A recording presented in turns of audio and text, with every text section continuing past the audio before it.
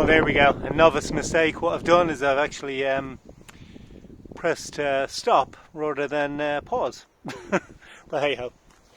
Anyhow, what I've decided to do is over this side I'm going to try and level out the ground.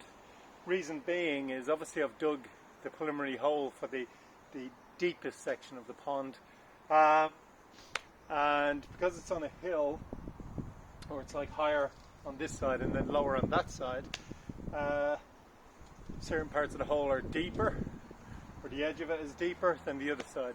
So rather than trying to adjust the hole itself, why don't I just try and level off the ground on the other side, and that'll just make it more uniform and easier in total, and then I'll get a spirit level in the next few days and try and get it sort of as level as I possibly can. So I'll crack on with that for now.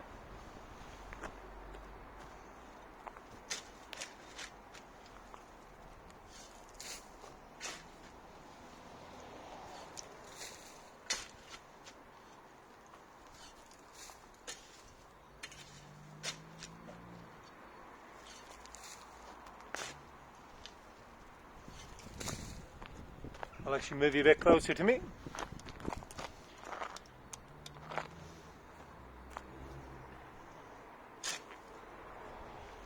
Or up, maybe we can actually see each other. Right.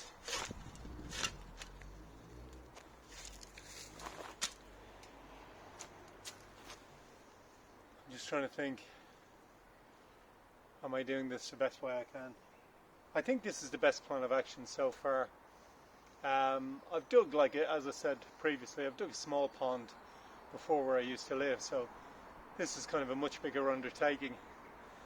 I've read up a little bit on linings, etc., on how to build a pond as well, with the different levels, etc., for the different plants and animals like to live at different levels in the pond, some deep, some more shallow, etc., some just on the edge. So I'm actually trying to make it the very best I can make it for wildlife. So yeah, so all it is about just trying to get this section here a little bit more level. So I'll just do a bit of extra shovel work while trying not to pour all the stuff back in the hole.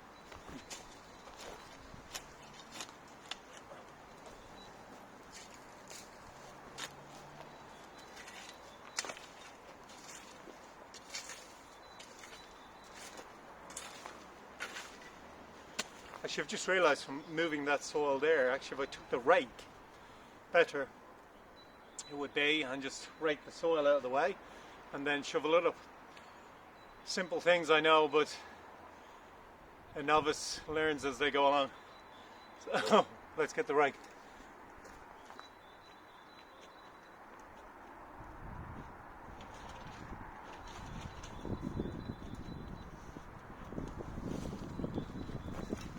Best investment I made recently.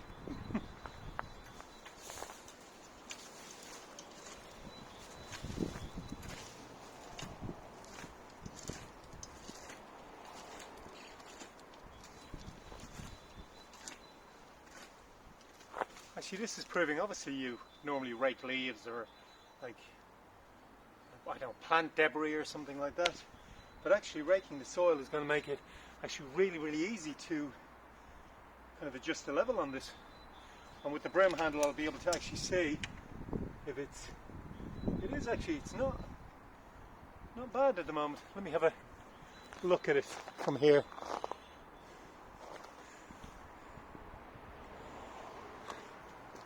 I can see that this side is still a bit higher, but not terribly. It's only a little bit once I've dug that away, or once I've raked that away. So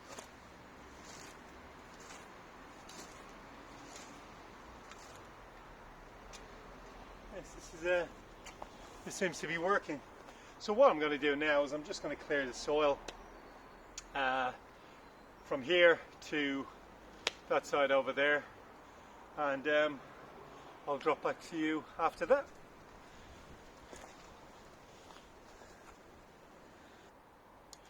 Right, I've moved some soil away, and I'm putting the rake handle along there so you can get an idea.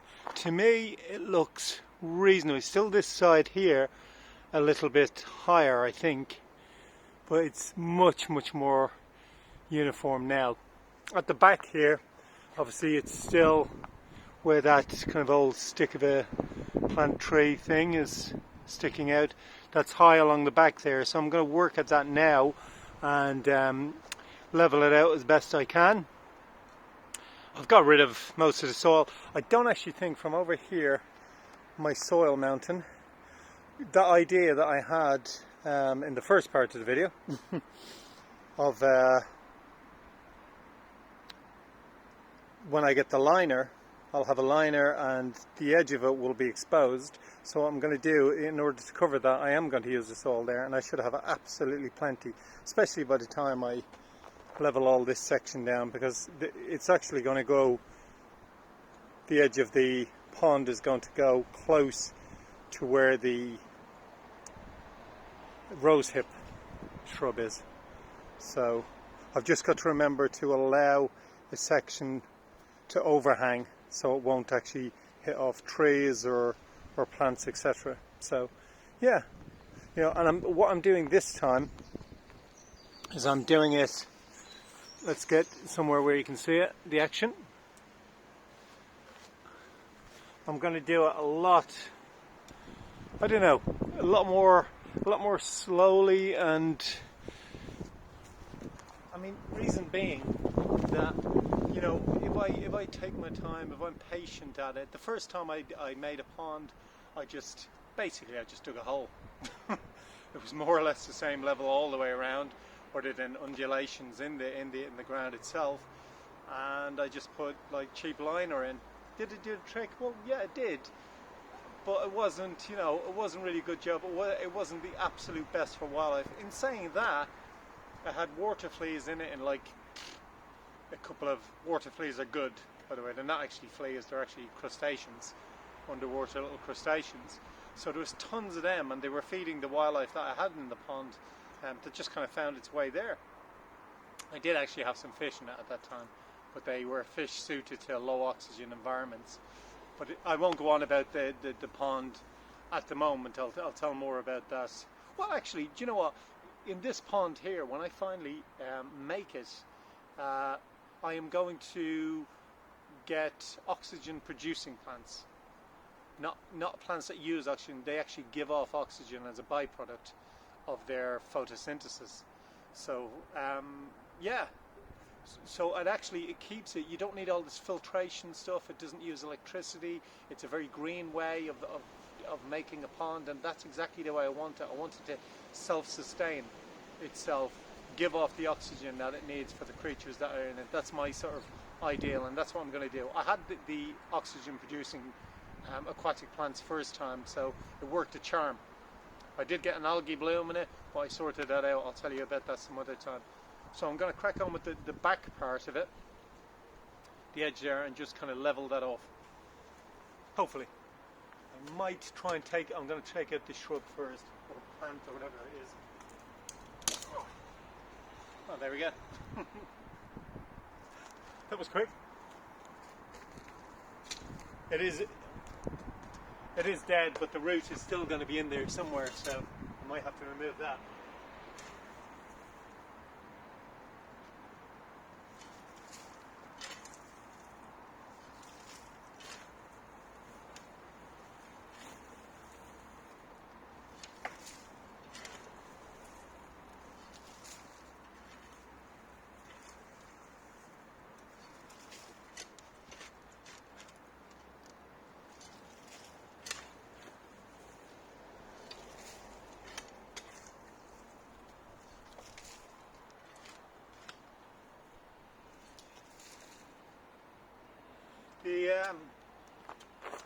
The soil there, in general there, it's very easy to remove.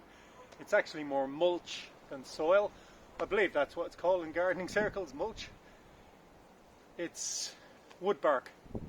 And when it breaks down, it actually makes the soil very rich, as far as I can see, because underneath it looks really full of organics. So it's hopefully it's looking good. But whether I can grow veg and stuff in, as I spoke about in the last video, etc. That's up for debate considering how much is in shade, but I did come out with a solution for that anyway, so cool, so I'll crack on.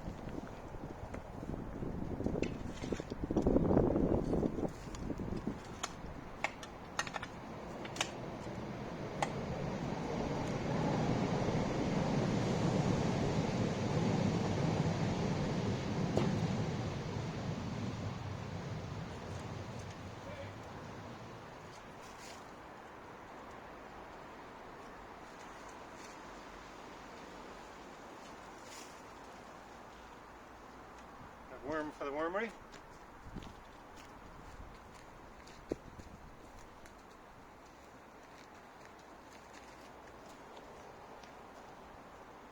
My new motto for the Wannabe Gardener: slow progress is good progress.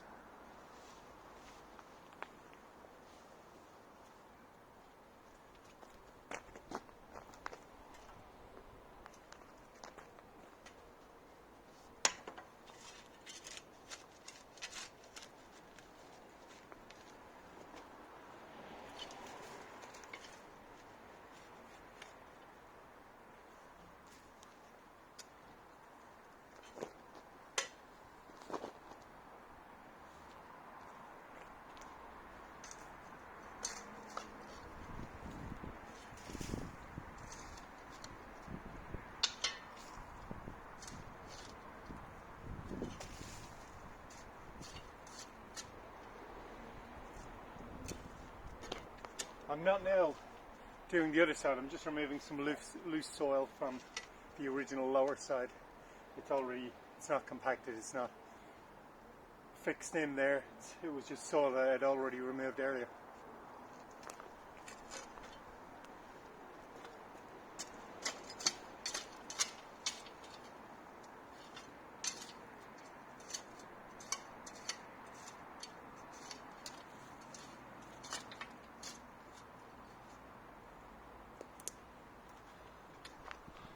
I'm not going to labour at the moment with trying to make it too level. It's not really going to happen. I think I've done a pretty decent job. It looks reasonably good at the minute.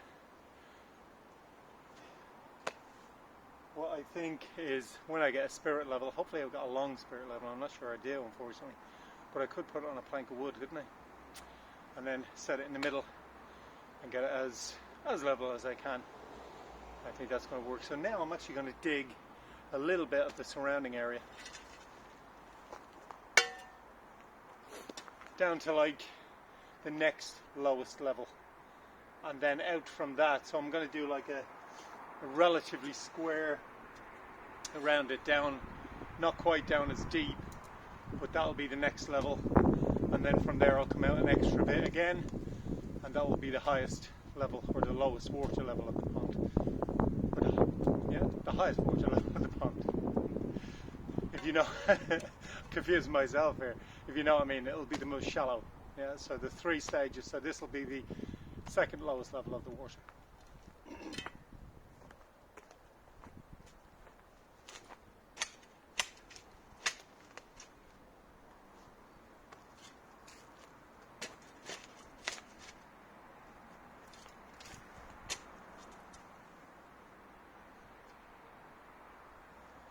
Lots of juicy worms for the compost heap, and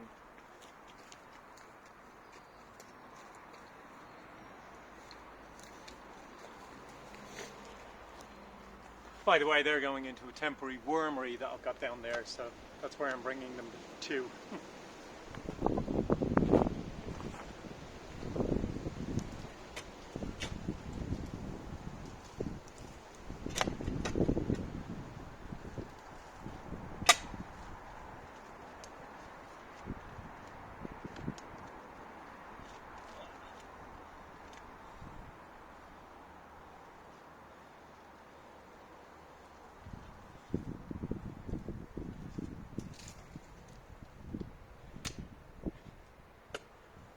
So I'm going to cut that edge on this side to a lower depth than it currently is, and on this side, and then I'll get back after that.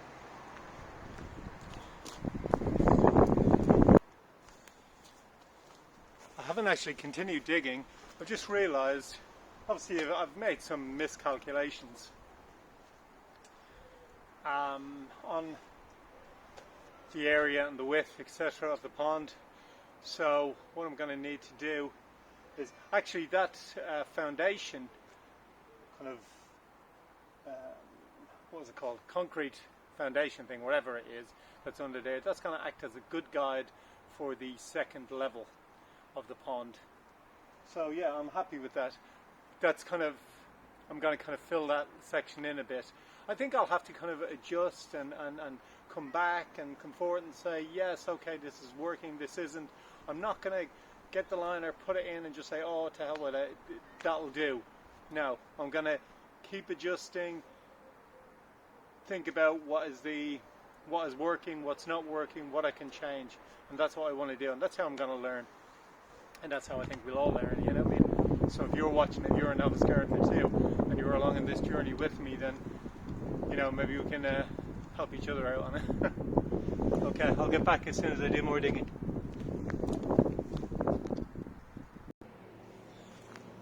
Right, progress report. Gonna make sure the camera's straight. Not really. There we go. That's better. A little bit better. Right, actually I've started to make the preliminary second shelf on one side, and you know what? It's starting to look like a proper little pond. Very early days. However, just that step up makes it look like, and then obviously there's going to be another one. So it actually genuinely does look, and I'm quite excited about it because, you know, obviously last time I didn't do it when I made a pond, but this time I am doing it, and I think I'm doing it the right way. Very early days. I'll show you the progress, because what I'm going to do is I'm going to continue it on the far side then. So there we go, there's the initial hole there, and there's the shelf. I don't know whether you can actually see that it's a shelf. If I put the shovel down maybe. Oh. There we go, so we've got that level, then we've got this level, and then we've got the top level. So actually, yeah, I'm very pleased about it, I have to say. Just a little shelf. What a difference a little shelf makes. And on this side, obviously I haven't done that yet, but I'm going to crack into that now. Now if I can find the ruler, I'll show you approximately the depth. You can see it there. I don't know where you can catch the ruler there. Is that right? No, I've got it turned the wrong way, of course. And upside down. But there you go. So you can see it's approximately 12, 11, it's between 12 and 14 inches at the moment. Looking for a depth of about 18 for the lowest part. So yeah, pretty pleased at the moment.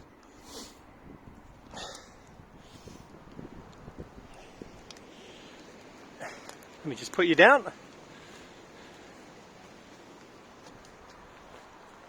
Now what I'm going to do is try and build the first parts of the shelf on the other side. I'll get back to you after that.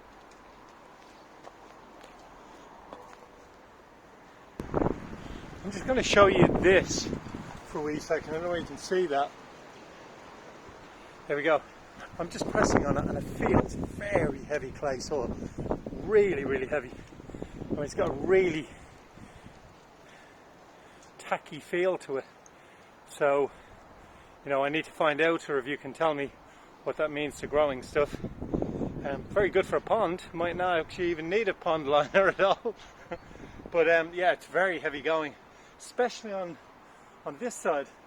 Not so much that side, but on this side. But yeah, it's very, very tacky soil. I think it's very heavy clay soil. So tell me what you think. As I say, that's the consistency of it.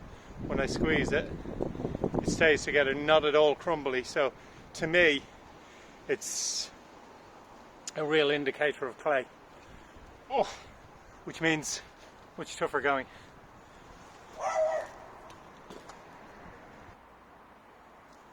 Well, there we go.